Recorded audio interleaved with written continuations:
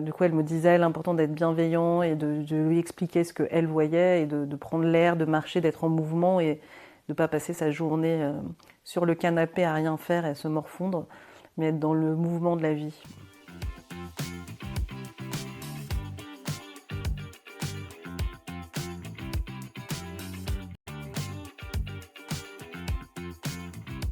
Bonjour, je m'appelle Mathilde, j'ai 47 ans et j'ai accompagné mon papa qui a été un jeune malade d'Alzheimer. Il a été diagnostiqué à l'âge de 57 ans, donc il avait des petits signes avant-coureurs les années d'avant et il est décédé il y a 7 ans et demi à l'âge de 67 ans.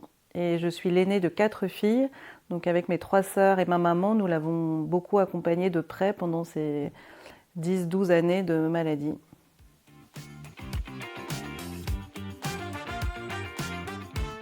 Donc c'est vrai qu'on a été avec mon mari et mes 4 enfants et mes 3 enfants à l'époque euh, assez présents au quotidien. Donc dans le soutien déjà à maman parce que c'est elle qui était en première ligne.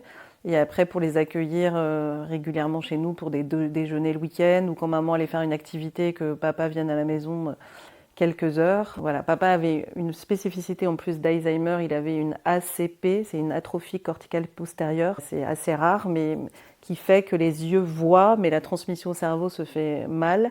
Et du coup, on s'est retrouvé dans un groupe de parole qui était spécifique pour les personnes qui avaient à la fois Alzheimer et l'ACP. Et donc ça, c'était tous les mois pendant plusieurs années. Donc soit c'était maman qui allait, soit moi, soit nous deux avec papa. Bon voilà, il y a eu plein de manières d'aider, d'accompagner.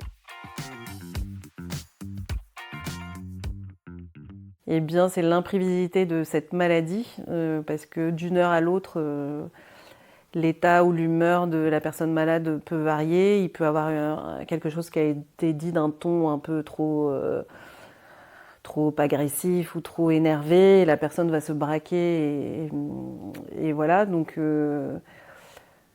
voilà, les aléas, ça va, ça vient. Et puis après, ce qui était moins facile, c'était quand il n'y avait plus vraiment de nuit, où le cerveau s'arrête jamais vraiment, donc il n'y a plus trop de distinction entre le jour et la nuit. Et donc là, ça a commencé à devenir compliqué.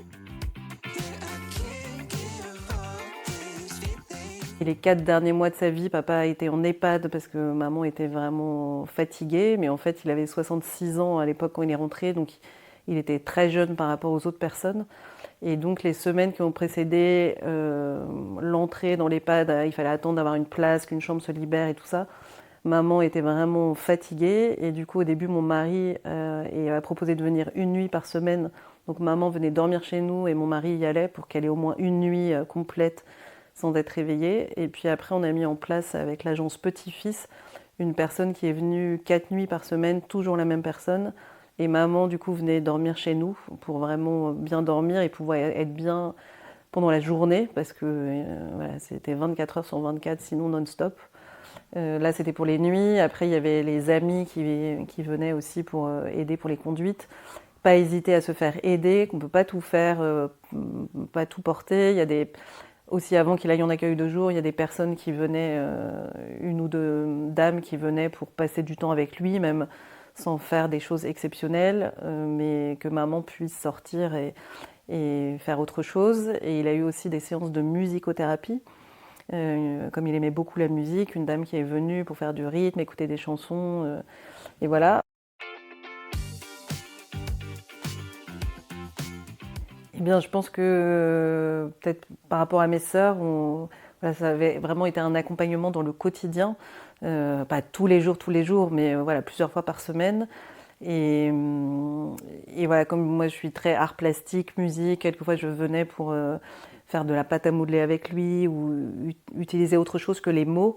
Et comme lui, ça devenait difficile de faire des phrases complètes ou de trouver ses mots, et ben, il y avait toute cette autre manière de s'exprimer par la musique, par le dessin, par toucher des matières, sentir.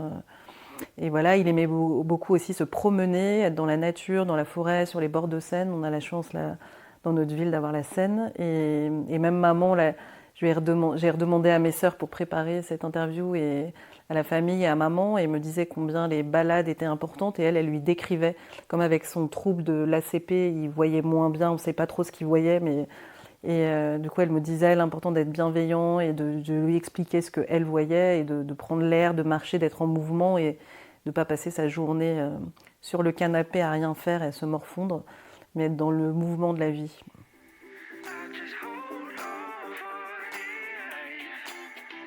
Yeah,